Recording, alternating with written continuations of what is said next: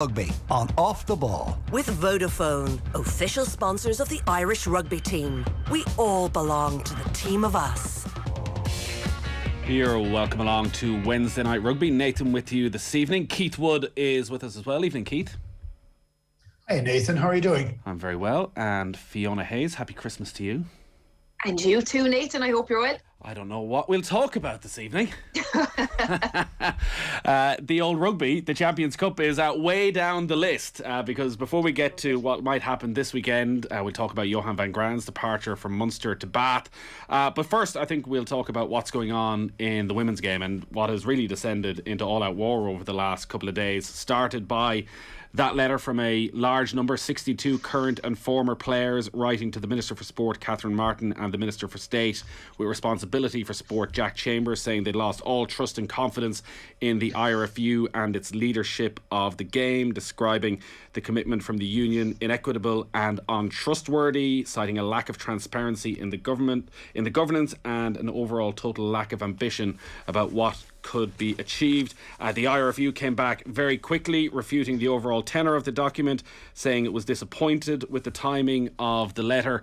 And today, Jack Chambers has been talking as well. There was a Oireachtas committee for sport, and he said he was disappointed by the response of the IRFU to the letter. He said, "I respect and take extremely seriously what they have set out to us, but I was disappointed with the remarks made in the statement from the IRFU.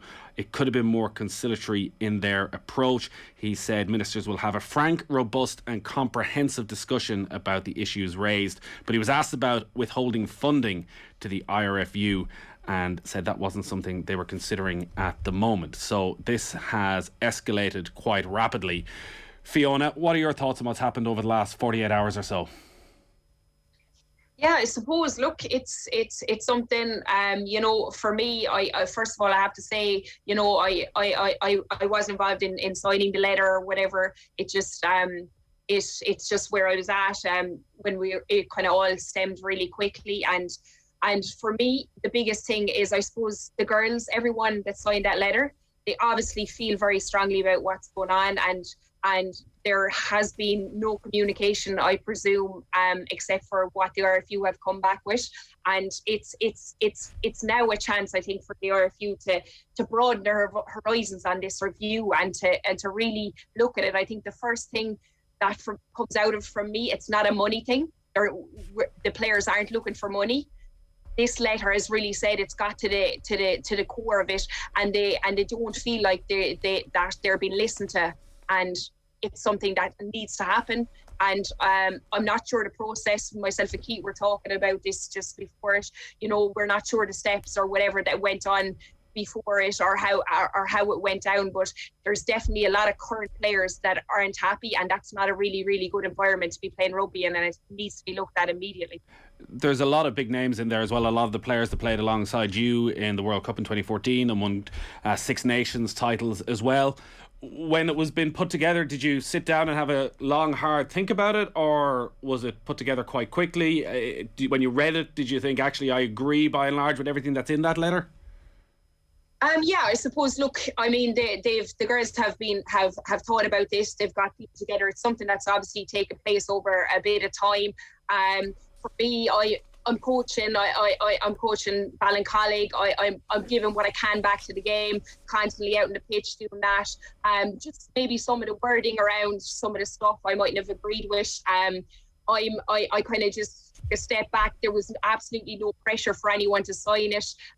They looked at it. They got it together, and and I think, for me, it really is something that I suppose these players have had in the back of their mind for a long time. There's issues there that they feel haven't been dealt with, and I suppose from their side of things, the review itself not being made public. Now, the RFU have come out, and I totally understand their reasonings. They've never made their reviews public, but it's something, I suppose, the players, without that trust there, how are they going to trust the findings, even though there is an independent also review? But it's that's what they want. They want that communication part with the RFU open. They want to be able to chat. They want to be involved, and I think it's the perfect timing for them to do so, the RFU, and have a look at the overall women's game, but involve the players and involve people that care about rugby. I mean, everyone that signed that letter, every one of those players, they absolutely adore the women's game, and that's what people have to understand. It's not a cry for help or anything like that. They the women's game, and it don't feel like it's going in the direction that it could be going in. And as you say, Fiona, it is the perfect time in many ways for something like this, because the missing out on qualification for the World Cup is an absolute hammer blow for the women's game. Was your sense when you were playing that the women's game was well supported? Because I guess when things are going well, everyone presumes everything's rosy in the garden, and that, you know, the investment is there, the backing is there. Like, did you feel like you were swimming against the tide at times? Honest to God, when I was in camp, I went in, I got down to business. Like Greg McWilliams is in there now. Goose, Philip Doyle was there. We had an absolute belting coaching staff. We worked really well together. The camps were ran well. We all just got in there, and we really enjoyed our time, and we really felt, and this is the thing, is when you talk to people, we felt like the game was getting better and better, and that every one of us were leaving that jersey in a better place, and that people were coming along and picking up that jersey, and that the Irish women's team was only going to get from strength to strength. But I suppose that hasn't happened, and that's why they're asking these questions. Why so? Like, obviously there has been issues over the years, but when I was inside camp and in those couple of Six Nation winning title years, we absolutely, we head down, we worked hard, and we did feel supported, very well supported, coaching staff especially. Keith, the letter from the players and former players to the IRFU and to the ministers was incredibly strong, and some of the language in it, talking about inequitable and untrustworthy, and the lack of transparency in the governance, a total lack of ambition, questioning the different reviews and how public they were made. And there seems to be a sense that is in keeping with the conversations that were going on with current players over the last few weeks. What was your reaction when you saw that letter initially? My reaction when I saw it initially, and when I reflect on it, it's still pretty much the same. I thought it was a nuclear option. I wonder, there's a few different parts in it, but with that number of people there, and I'm delighted to hear from Fiona that the girls weren't put under pressure to sign it or not to sign it or whatever it was, that there is that idea of it. But I don't know exactly what happened behind the scenes, so I don't know how many steps they were there and done. I did know that there were conversations going on with management. But where were there conversations that went on with the IRFU, and were the IRFU not discussing with the players, or were they not getting a fair hearing, or were they not getting any hearing? Well, they clearly feel they weren't if they wrote this letter. Well, I don't know. I don't know if they were. So, it seemed to go from conversations with the management to then going to the minister, which is an incredibly large jump, and you would hope to get those things solved. Now, having said all that, I do love a scrap. And I do love the idea of trying to get things sorted out. And I've said this time and time again in terms of the women's game as it stands at the moment. It's very similar to elements of the men's game when I started in the early 90s, because of that very amateur idea and ideal, and the fact that there was a huge resistance towards professionalism. And sometimes you have to break eggs in those circumstances. But there's 62 people have voiced their concern in this. I think the language is incredibly incendiary, incredibly strong. So, the IRFU have to stand up and take notice of it. I do think it was a bit of a weak response from the IRFU, I have to say. And I do think the timing equally, the one part that I thought was relevant in the IRFU's statement back was that there is a review ongoing, and they do want to wait till that review comes out. Now, I've said this a few times, I wish the reviews were made public anyway. I think you can redact people's names, and you can make certain that you're not having a level of personal criticisms that are there, and you can talk about systems and structures that need to be rectified and problems that you have within it. I do think fans would like to see it. I do think people would like to see that it isn't all smoke and mirrors in relation to how organisations are run. And I think in that void, there's always a little bit of conspiracy theorist that goes on with it.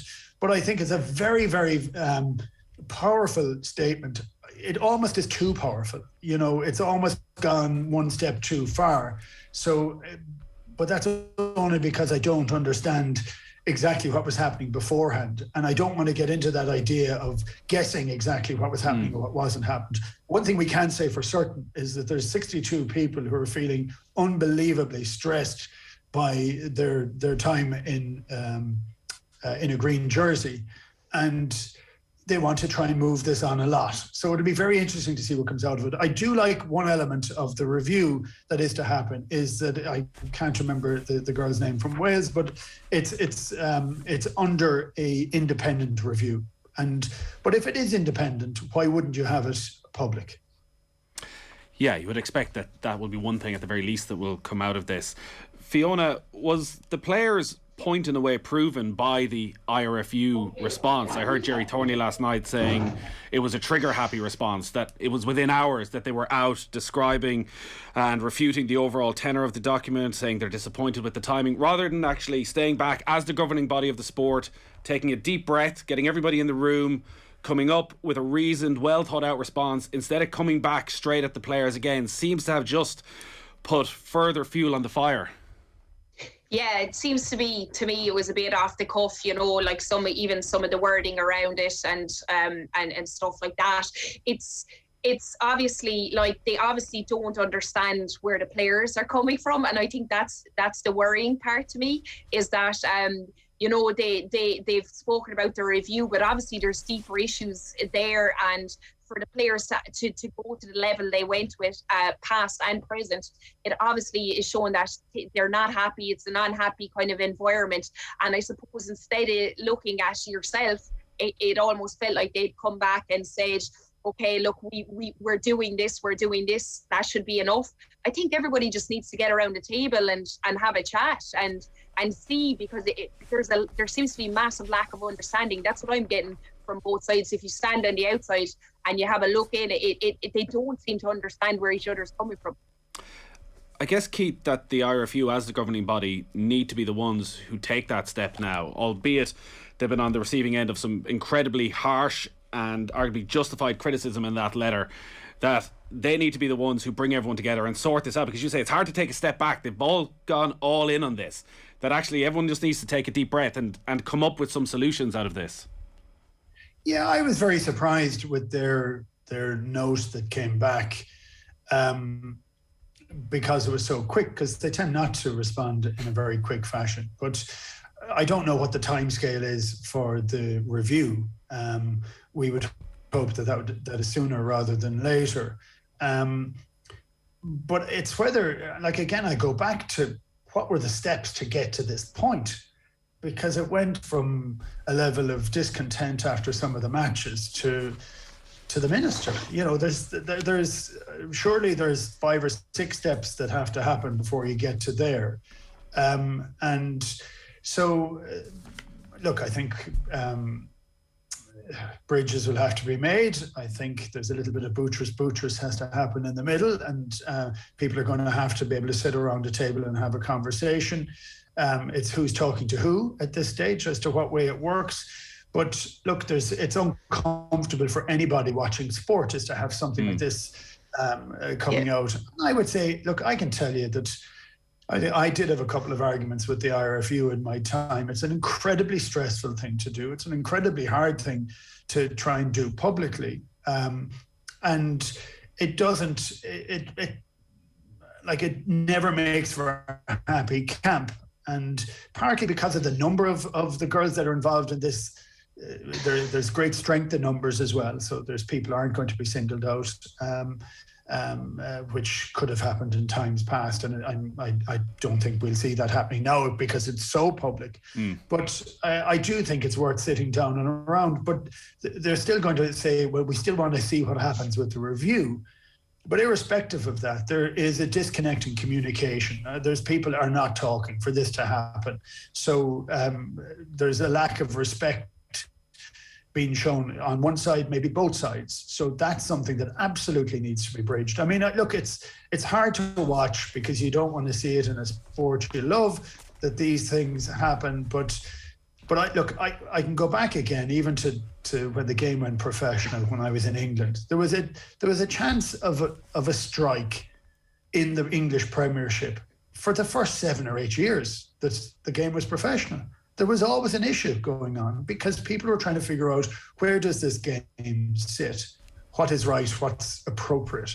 That takes a bit of time. And you do need to have a huge amount of conversations around that, almost negotiations as to what the circumstances are going to be going forward. And so for me, it's sad to see, actually. And but yes, I do think it's up to the IRFU, obviously, to take the lead in this and to make certain they can bring everybody around the one table and try and sort this out. And maybe, Fiona, the government do intervene and do force everybody around that table. But the difficulty then is, as Keith outlined, it's clear that a lot of bridges have been burnt here. And it seems quite clear from the 62 who have signed this letter that they don't have faith in Anthony Eddy and David Nucifora, that they have the best interests of the women's game at heart. And that's a hard place to roll back from. Yeah, that's exactly it. It would seem in reading that, and that's the feeling, and that's what the players feel, and that's not great. That's not great for women's rugby. For me, they are in talking to the girls and past players as well. They're absolutely overjoyed that Greg McWilliams has come in now. There's a great buzz around women's rugby with that. I'm coaching the AIL team, and he's already been in contact with all the AIL women's teams to get back to that grassroots level. So there are small steps being made, and this is absolutely one that players have been calling out for over the last few years. There's been massive disconnect between players playing international rugby and not playing any rugby at all outside of that. So there are little steps being made, but it's now about getting everybody together and how we can knit this together, because at the end of the day, it's the love of the game. What's the end result, Fiona? What's the ideal outcome here? I suppose the ideal outcome is, that everybody sits down together and that everyone understands where we're coming from. I presume the biggest thing for me is that sometimes with the RFU, I think some of the players feel like that, it's looked at and things are ran from the men's game. The women's game is very, very different. It has to be run differently, and there's a slight disconnect with that, because obviously in the men's game there's a lot of schools rugby. That's where players are found. It's very, very different in the women's game, and girls come into playing rugby later in life and are developing in different ways. So I think it's about getting maybe some people who are involved in women's rugby on these committees as well. Is another issue, a massive issue, that there's a lot of decisions being made by people who are just looking at rugby as rugby overall. And yes, it is rugby, but if you're in the structure in Ireland, you will understand that it is very different, and the women's game itself has to be looked at differently, and it has to be friends bit differently. And another issue, I suppose, would be with it's one director of rugby over 7s and 15s rugby in the women's game, and we have to understand that they're two separate games. It's not working. And we need someone to be in control of that 15s game, because that's what people love. Irish rugby in general. I mean, the public, we love watching 15s rugby. It's what gets us excited. So it's looking at that, I suppose, and like they just need to sit down together and hear, and everyone needs to hear everybody out. And I suppose let's try and knit something, be it bring some sort of thing, because unhappy players shouldn't be playing rugby, and it seems like that a lot of the players are unhappy at the minute. Yeah, sure does, and I'm sure we'll be back to this over the coming days and weeks as well. All our rugby and off the ball is with thanks to Vodafone, official sponsor of the Irish rugby team. Team of us, everyone in. Keith Wood and Fiona Hayes are with us on Wednesday Night Rugby. So confirmation today, Keith, from Bath that Johann Van Graan will be their new head coach from next season. That following the news yesterday that Van Graan is to leave Munster at the end of the season. Initially, this didn't feel like a huge shock, but then the story came out last night, Keith, that Van Graan had actually signed a new 2-year contract with Munster in the summer just gone, but has actually invoked a 6-month release clause to get out of Munster at the end of the season. It all seems very strange. Yeah, I'm not sure how strange. I heard for the first time yesterday that he had definitely gone. I think I heard the same as everybody else, and I know there was rumours for the previous week, and actually we'd spoken a couple of weeks ago that what would we do if he stayed and what would we do if he left. Well, now we're going to have to deal with the latter point. But for me, the piece that kind of has me a little bit bewildered is how can you have contracts that give you a 6 month exit? I just can't get my head around it. I mean, for the amount of difficulty that Irish provinces have to go to get a hold of a serious coach, an international coach, to bring them in to do something, and like those coaches have huge impact on the province. They've huge control. They have a huge amount in terms of the recruitment, the overseas recruitment, the style of play, the manner in which the province is going to play. That if they have an ability to go with 6 months' notice, and I know they say that the IRFU have the same thing, that they can get rid of somebody after or with 6 months' notice as well. But I don't know whether that's like, that just seems wrong. I mean, it's very hard to build something up in it, and so I think the expectation, and again, it's trying to read between the lines here. So on the expectation that Van Graan was signed and was staying, they were not happy, but okay with Stephen Larkham going. But now it looks almost careless because there's two gone, and whether JP goes as well and defence coach, whether that happens, well, then you're down to a fairly vulnerable level of coaching standards. So I don't know. I mean, you read into what's happening. As far as I know, and again, I don't have any insight into this. I have an insight maybe, but not behind the scenes insight. But Bath are in trouble, and Bath are only okay about themselves losing 9 out of 9 because there's no relegation this year. And so they're plotting their way out of this. They have a huge amount of money that sits behind them.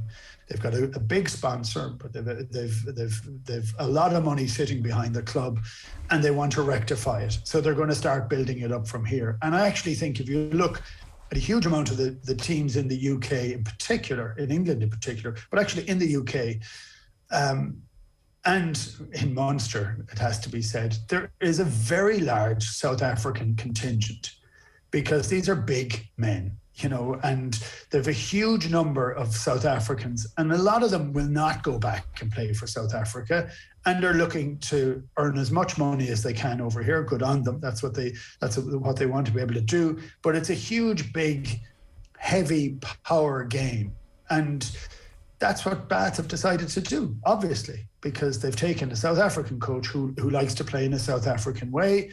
And I think they're not going to be shy on the money. And I know, like I'm saying, they're not going to be shy of money, but the salary cap in the UK, in England next year is 5 million plus a marquee player.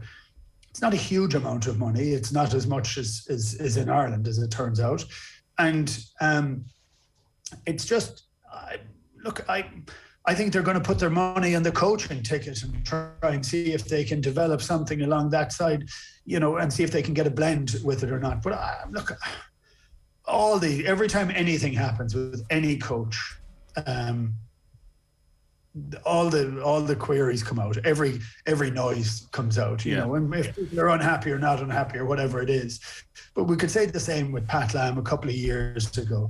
Pat Lam said how much he loved being in Connacht. This was a business for him. Somebody came in with a very large checkbook. Now, I would challenge any person that's in here that has an opportunity with a 6-month clause to turn down 3 or 4 times the money to say, well, we're definitely do that because we're really loyal. But then the question, Keith, is obviously, how is the 6-month clause there, considering, as you say, Pat Lam invoked it at Connacht, and Rassie Erasmus did the exact same thing with Munster 4 years ago. How have the IRFU not learned their lesson? Well, I don't know. It's the vagaries of trying to sort out an awful lot of these contracts and the market that's out there. It just seems to be one of these strange clauses that are in there. I can tell you, it doesn't make any sense whatsoever to me. Fiona, I heard Johann Van Graan being described as Johann Van Graan earlier this morning, which maybe it's a bit harsh, but maybe it actually sums up the last 4.5 years, that there's been a lot of good stuff there for Munster, but it's never really got to great so far. Yeah, I think that's it. I that's why I don't think there's massive uproar at the minute. I think people are a little bit more shocked with Larkham, because we spoke, about battle and attack a lot of the time and where we've seen it. And I think over the last few months we started to see him stamp his style a little bit on that Munster backline, and far more creative. They were playing some nice rugby and some young guys coming through, and it felt all a bit exciting. So obviously a bit shocked with that. I think Munster Rugby, I think the whole turnaround in coaches over the last few years is very, very unsettling for any team. And, be it you can't help it or you can. There's been incidences where obviously there's nothing to be done. But as a player that's been around for that length of time, I think Keith Earl spoke about it in his autobiography as well. It is quite unsettling. You've someone coming in, new coaching styles, new systems, and it takes a while for teams to get to buy into that system and start playing some nice rugby. And you just want it again at the start of next season. It's going to be hard. It will always obviously depend who they're going to hire. They're going to have to probably be looking at someone high profile enough, someone who's been around a long time, because these Munster fans were waiting a long time for a trophy, and we don't want to be still waiting in another 4 years. Keith, there's always been questions around the style of play and the South African influence on the style of play. Is there a sense that, blessing in disguise is too harsh, but that actually maybe this is the right move for Munster now, regardless of whether they wanted it or not? Well, I think we said that a few weeks ago, actually, that if Munster, watching the way Ireland changed, and I think it's a really good example to see it, the way Ireland played in the autumn was, I think you'd call it downright natural. The players looked comfortable. They had a structure, but there was a lot of independent decision making allowed within that structure. Pick the right option, go after it. I don't know that there was a whole lot being castigated for a mistake. Once you make an option, this is the right one, and you need to go and follow it. I think that would be something that's very natural to us. I think the idea of slowing down a game, it's frustrating for fans to watch, and I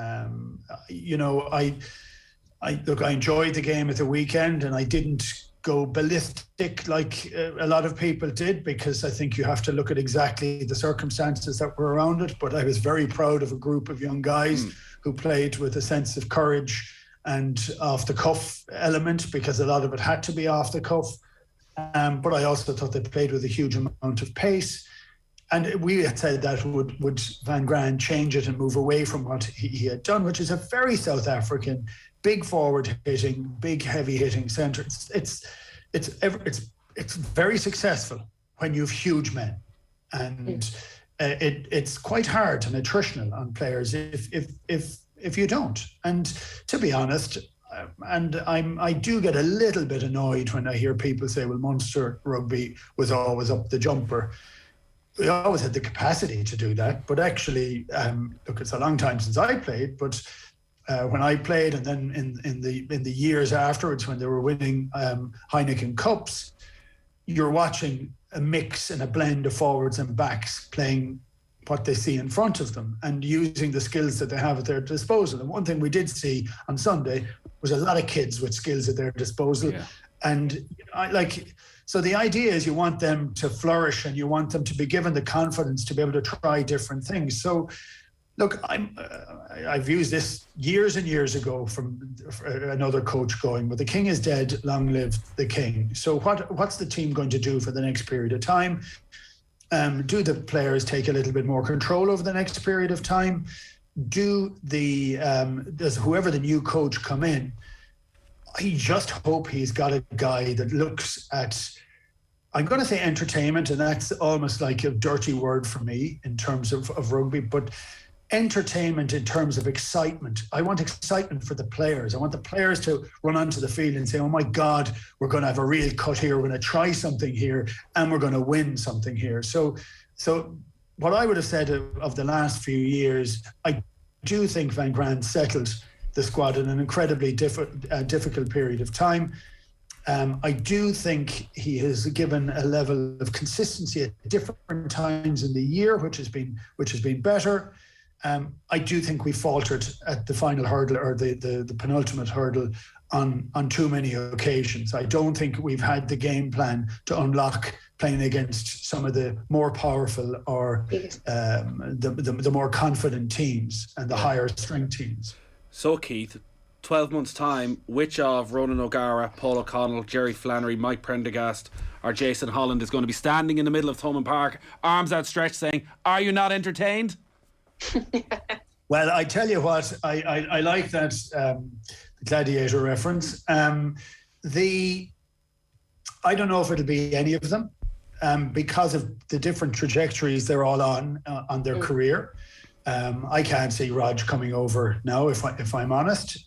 He's just signed a new contract, and we can't complain about a guy stepping away with 6 months to go and then ask ROG to do the same. Wow.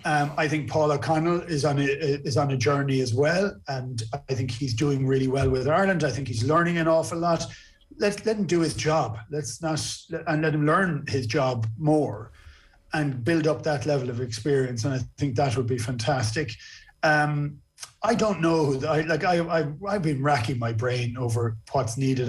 For me, I think there's an opportunity to change some of the structure of Munster Rugby. I think whether it's the director of rugby or a head of rugby, but you need to have somebody that's there that is control, I think, of the people that's brought in and the recruitment. That there should be a heightened sense of using the talent that we have at our disposal in the province and getting the most out of them and absolutely upskilling them as much as we possibly can.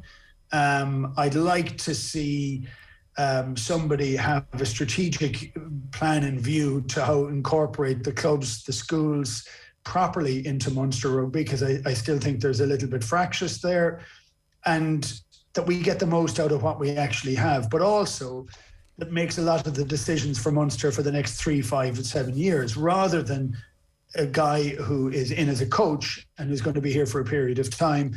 And I'm not saying that all the coaches have done that, but actually their priority is that window. And I think it would be great to have somebody that was there for a longer period of time who may not necessarily always be involved on a Saturday. And I think there's something that's required for that.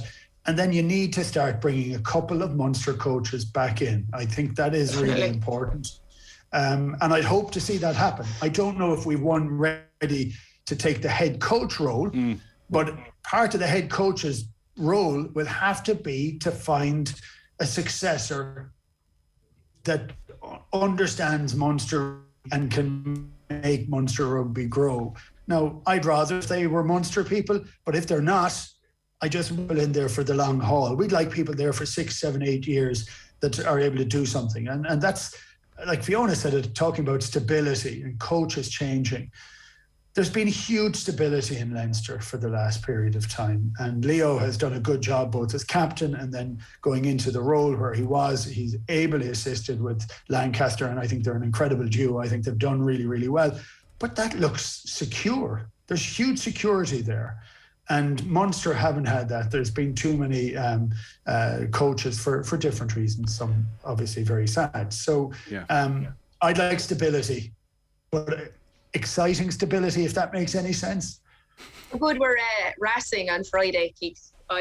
Mike Prendergast was almost like fate, wasn't it, watching them play? And this happened. I was so excited. I know the players involved, but just that backline attack I thought was absolutely outstanding on Friday.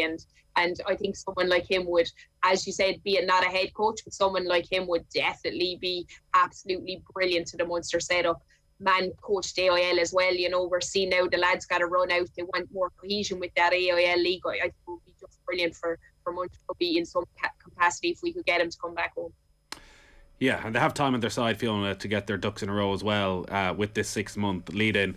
And maybe it'll suit those behind the scenes at Munster that we're going to spend a lot of that time talking about Mike Prendergast and Ron O'Gara and Paul O'Connell when, as we know, 4 of the 5 last coaches have been from outside of Munster and from outside of Ireland. So maybe they'll go down that route again. But would you be with Keith that actually it's not just bringing a new head coach, it's a sort of root and branch review of exactly how all the different roles come in together from a director of rugby down? Yeah, it's exactly that. I think now's the time to do it. They have a window now, and we've seen how it's worked in other rugby teams. So I think it's exactly that. If we can get something like that in place, then if coach and staff come in and out, there still is that big bit of stability in the background. And we've seen that, as you spoke about Leinster especially. They're just a solid unit. You know, they're obviously you have people coming in and out academy wise and all that, and on the senior setup as well. But if you have that route, the director of rugby or someone overseeing it all, I think it really gels everything together nicely. Fiona, great stuff as always. Keith, thank you. We, in the middle of a Champions Cup doubleheader, haven't had time to actually talk about the Champions Cup, but we're going to do a lot of that next week, and we'll be able to review them in full, and hopefully all the games go ahead with all the COVID issues that are out there. We're going to have live commentary of Montpellier against Leinster from 8 o'clock on Friday night's show. Ulster also in action Friday night against Northampton at 8. Then Munster Cast is on Saturday at 8 o'clock. And then we'll also have live commentary on Sunday of Leicester against Connacht. That one gets underway at 1 o'clock. All our rugby coverage and Off the Ball is with thanks to Vodafone, official sponsor of the Irish rugby team. Team of us, everyone in. Keith, Fiona, thank you very much. Thanks, Nathan. Wednesday Night Rugby on Off the Ball. With Vodafone, official sponsors of the Irish rugby team. We all belong to the team of us.